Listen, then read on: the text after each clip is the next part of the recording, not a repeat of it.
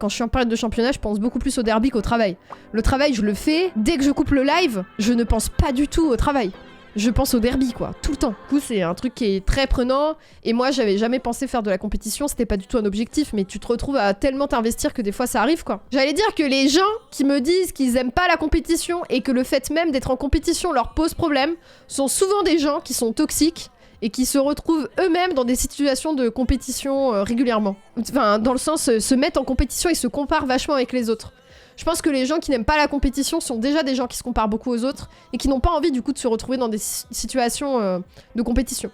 À partir du moment où la compétition elle est encadrée, avec un cadre démocratique et politiquement intéressant, je pense, hein, clairement, je vous dis pas la compétition dans le monde de l'entreprise par exemple.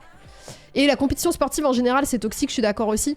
Mais je pense que tu peux créer un cadre où le dépassement de soi, c'est pas quelque chose de toxique ou de malsain et c'est pas un problème, quoi. Vous avez regardé Speedon ou pas? C'est de la compétition, hein. La plupart des gens que vous avez l'occasion de voir à Speedon font des compétitions à côté et ils te disent que dans le speedrun, ils se font des amis, que c'est un super moyen de se pousser à progresser. Enfin, il y a un truc positif, en fait, d'émulation, on prend soin les uns des autres, on s'entraide.